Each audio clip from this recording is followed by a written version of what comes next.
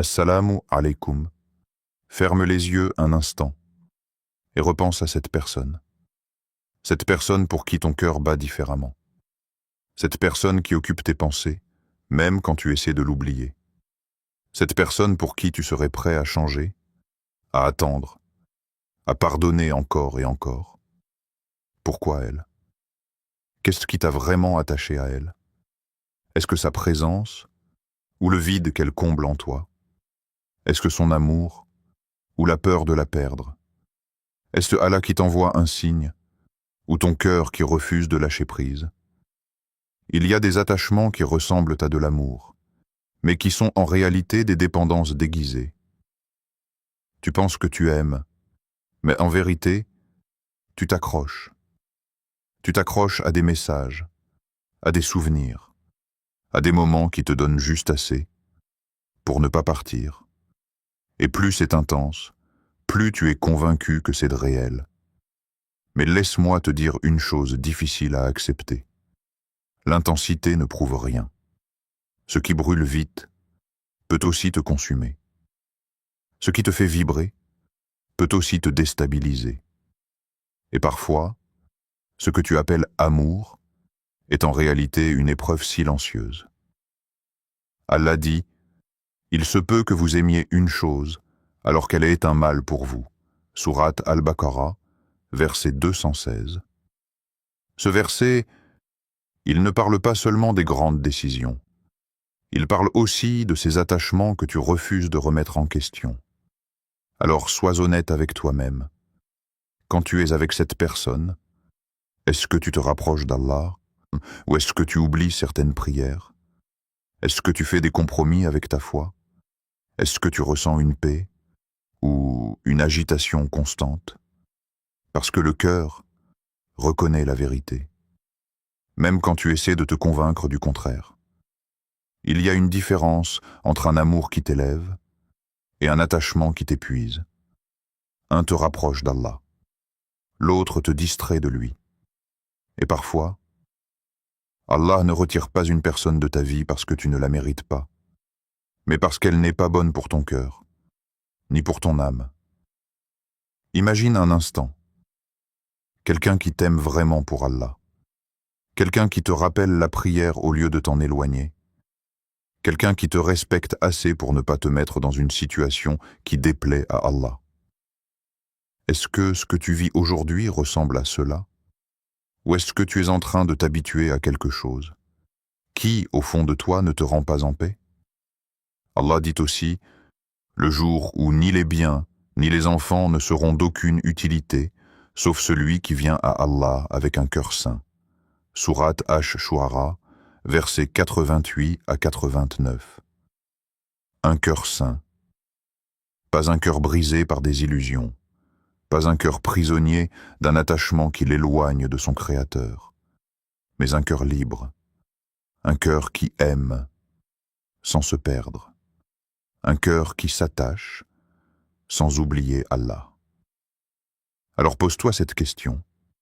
Sincèrement, est-ce que cet amour te rapproche de la personne que tu veux être devant Allah? Ou est-ce qu'il te fait lentement devenir quelqu'un que tu ne reconnais même plus? L'histoire de ce cœur qui s'est perdu. Pour mieux se retrouver, il y avait une personne, comme toi. Pas parfaite, pas toujours forte, mais sincère dans ce qu'elle ressentait. Elle avait rencontré quelqu'un, et sans vraiment s'en rendre compte, son cœur s'était attaché doucement, puis profondément. Au début, c'était léger, presque innocent. Quelques échanges, quelques sourires, des habitudes qui s'installent, puis un jour, cette personne est devenue importante. Pas un peu, pas juste comme ça. Importante au point de vérifier son téléphone en se réveillant. Importante au point de penser à elle dans ses invocations. Importante au point de ressentir un vide dès qu'elle s'éloignait. Et elle appelait ça de l'amour. Chaque nuit, elle levait les mains vers Allah. Elle disait « Ya Allah, si cette personne est bonne pour moi, rapproche-la de moi. Ne me l'enlève pas. » Mais au fond, Elle ne demandait pas vraiment ce qui était bon pour elle. Elle demandait ce qu'elle voulait. Et il y a une différence. Puis, sans prévenir, tout a changé. Les messages sont devenus rares, les réponses froides, l'attention disparue. Jusqu'au jour où il n'y a plus rien eu. Plus de comment tu vas, plus de je pense à toi. Juste un silence lourd, difficile à accepter. Et c'est là que son cœur s'est brisé. Elle ne comprenait pas. Elle avait fait des douas. Elle avait espéré. Elle avait cru que c'était un signe. Alors pourquoi Allah a laissé cette histoire se terminer? Pourquoi lui enlever quelque chose qu'elle aimait autant? Les jours passaient, mais la douleur restait. Elle repensait à tout, aux souvenirs, aux mots, aux promesses, même celles qui n'étaient jamais clairement dites. Et une question revenait sans cesse. Pourquoi, ya Allah, un soir, fatiguée de réfléchir, fatiguée de pleurer en silence, elle a ouvert le Coran, pas avec une intention précise, juste parce qu'elle ne savait plus où aller. Et ses yeux se sont arrêtés sur ce verset, et quiconque plaçait sa confiance en Allah, il lui suffit. Sourate At-Talaq, verset 3. Elle l'a relu, encore et encore. Il lui suffit, pas la personne lui suffit. Pas la relation lui suffit. Allah lui suffit. Et pour la première fois, elle a compris quelque chose qu'elle n'avait jamais vraiment compris avant. Son cœur ne faisait pas confiance à Allah. Son cœur faisait confiance à une personne. Elle avait placé son espoir, sa paix, son bonheur, entre les mains de quelqu'un d'imparfait, quelqu'un qui pouvait partir, changer, oublier.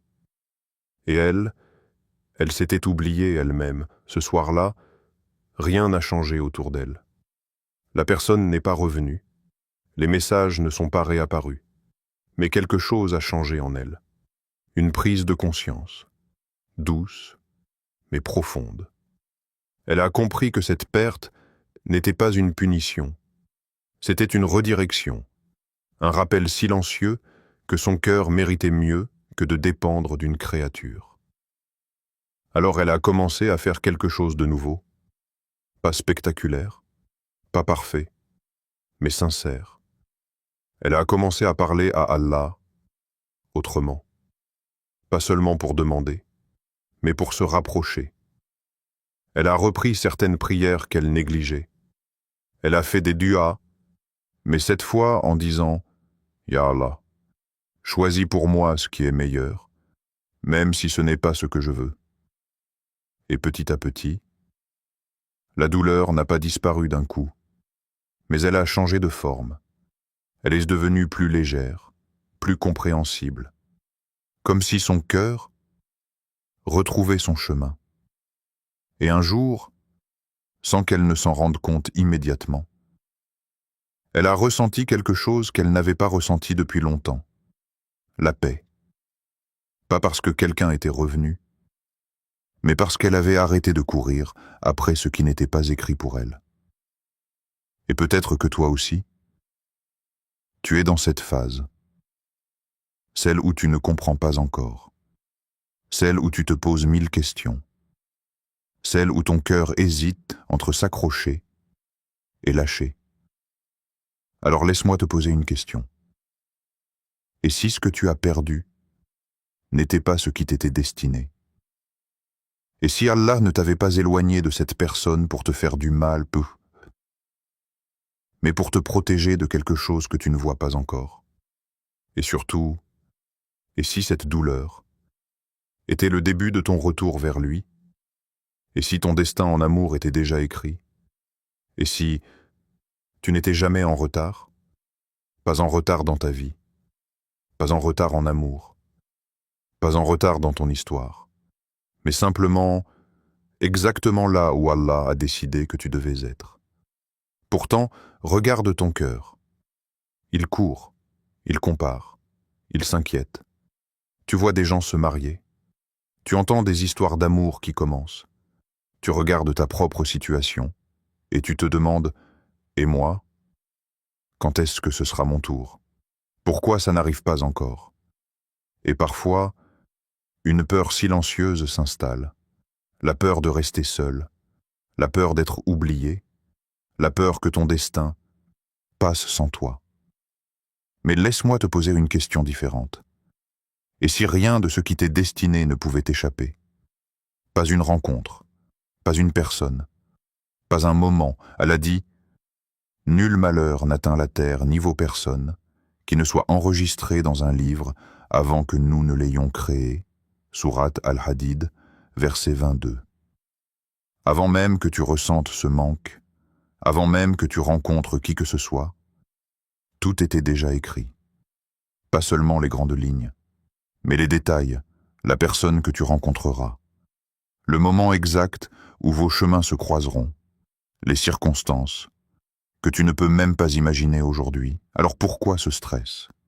Pourquoi cette impression que tu dois forcer les choses, que tu dois absolument chercher, courir, t'attacher vite, de peur de rater quelque chose? Ce qui est écrit pour toi n'a pas besoin que tu le poursuives avec anxiété. Ça viendra. Mais à une condition que beaucoup oublient, tu dois être prêt à le recevoir. Parce que parfois, le problème n'est pas que l'amour n'arrive pas. C'est que ton cœur n'est pas encore prêt. Prêt à aimer sainement. Prêt à ne pas dépendre. Prêt à ne pas se perdre dans quelqu'un. Imagine un instant. Si Allah t'envoyait aujourd'hui la personne qui t'est destinée, avec le cœur que tu as maintenant, est-ce que tu saurais aimer correctement? Ou est-ce que tu répéterais les mêmes erreurs, les mêmes attachements, les mêmes peurs, les mêmes blessures non guéries? Parfois, le retard que tu ressens est en réalité une miséricorde. Allah te prépare. Il purifie ton cœur. Il t'apprend à patienter, à comprendre, à grandir. Allah dit aussi, « Peut-être détestez-vous une chose, alors qu'elle est un bien pour vous. » Sourate Al-Baqarah, verset 216. Ce que tu vis aujourd'hui, ce vide, cette attente, ce n'est pas un oubli. C'est une construction. Chaque déception t'enseigne quelque chose. Chaque attente t'apprend la patience. Chaque solitude t'oblige à te retrouver face à toi-même et face à Allah. Alors au lieu de demander « Quand est-ce que je vais rencontrer quelqu'un ?» essaie de te demander « Qui suis-je en train de devenir pendant cette attente ?» Parce que ton destin en amour n'est pas seulement une personne qui arrive dans ta vie, c'est aussi la personne que tu deviens avant cette rencontre. Et peut-être que le vrai secret, ce n'est pas de trouver l'amour, mais de devenir quelqu'un qui est prêt à le vivre, sans se perdre. Alors laisse les choses venir, pas avec passivité, mais avec confiance. Travaille sur ton cœur, rapproche-toi d'Allah. Apprends à être en paix, même seul, parce que le jour où ce qui t'est destiné arrivera, ce ne sera ni en retard, ni en avance. Ce sera parfaitement au bon moment. Le vrai amour ne te brise pas. Regarde honnêtement ce que tu vis, pas ce que tu espères, pas ce que tu imagines, pas ce que tu veux que ce soit, mais ce que c'est réellement. Est-ce que ton cœur est en paix, ou est-ce qu'il est constamment en train de lutter? Parce qu'on t'a peut-être appris quelque chose de dangereux, que l'amour, c'est compliqué, que l'amour, c'est douloureux, que l'amour, c'est des hauts très hauts et des bas très bas. On t'a peut-être même fait croire que si ça fait mal, c'est que c'est profond. Mais réfléchis. Pourquoi quelque chose censé apaiser ton cœur le fatiguerait autant? Pourquoi quelque chose censé te rapprocher du bien te pousserait vers l'inquiétude, le doute et parfois même la désobéissance? En islam, l'amour n'est pas un chaos émotionnel. C'est un espace de sakina, de tranquillité. Allah dit, et parmi ces signes, il a créé de vous, pour vous, des épouses afin que vous viviez en tranquillité avec elles, et il a mis entre vous affection et miséricorde. Sourate Ar-Rum, verset 21. Remarque bien les mots. Tranquillité, affection, miséricorde, pas anxiété, pas confusion, pas instabilité.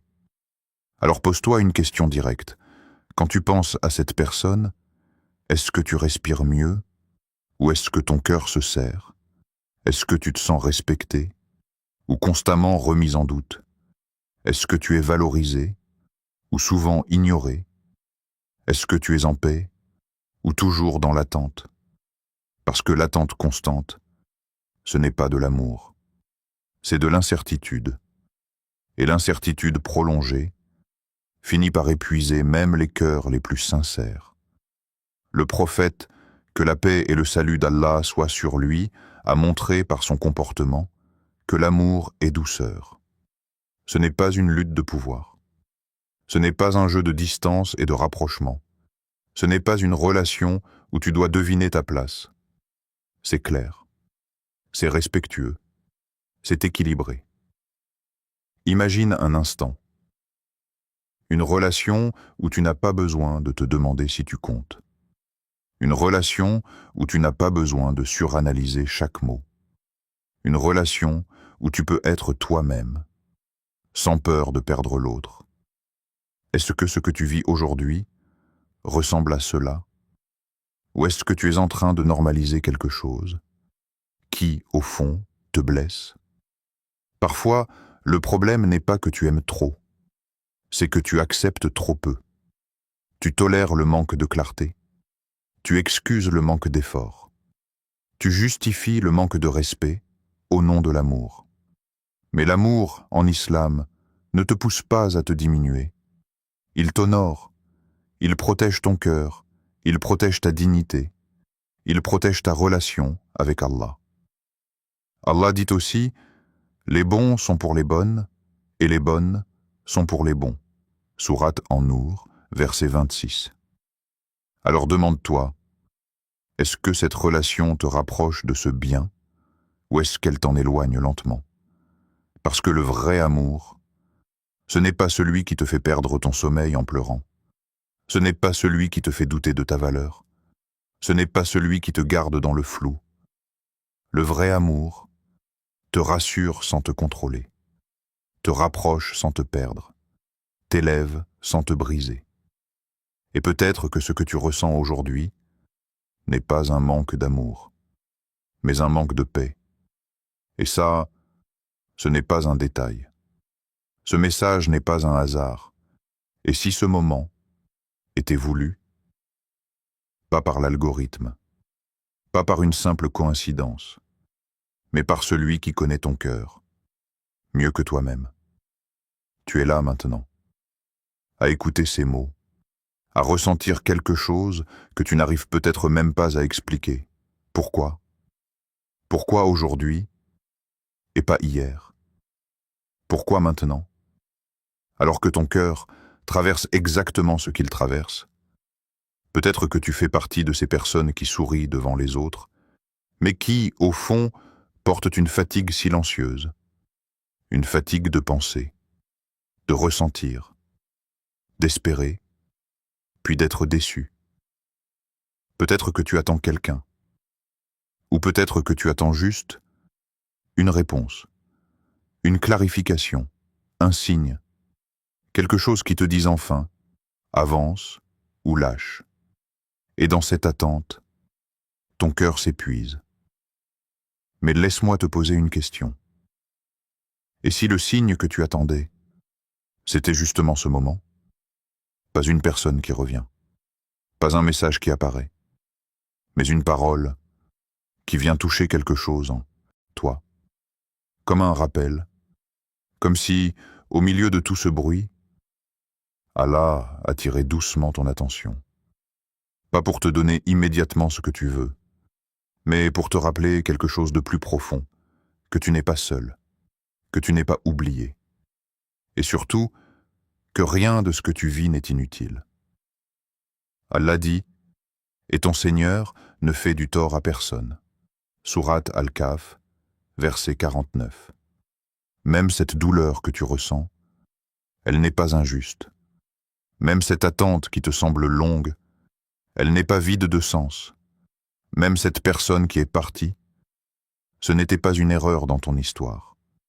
Tout est précis. Mais toi, tu vois avec des émotions, avec des attachements, avec des attentes.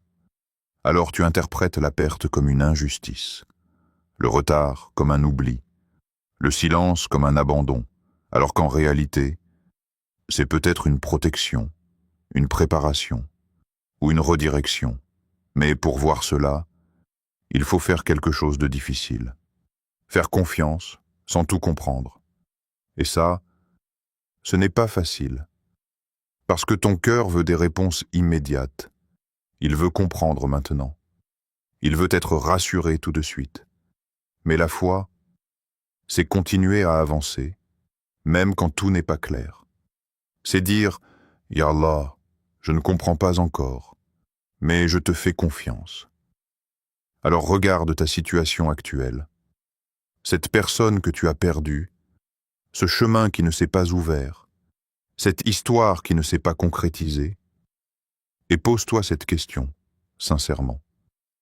Et si ce n'était pas un rejet, mais une protection? Et si Allah voyait quelque chose que toi tu ne vois pas? Un mal caché derrière ce que tu aimais?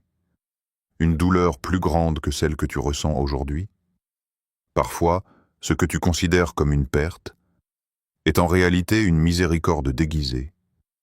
Mais ton cœur doit apprendre à lâcher, pas abandonner l'amour, pas fermer la porte, mais lâcher ce qui n'était pas écrit. Parce que s'accrocher à ce qui s'éloigne ne le fera pas revenir. Mais ça peut t'empêcher de recevoir ce qui vient. Et peut-être que, sans t'en rendre compte, tu es déjà en train de changer. Tu es moins naïf, plus conscient, plus proche d'Allah que tu ne l'étais avant. Alors même si tu n'as pas encore toutes les réponses, garde cette idée en toi. Ce qui s'éloigne de toi n'a jamais été destiné à rester. Et ce qui est écrit pour toi te trouvera, au moment exact où ton cœur sera prêt à l'accueillir.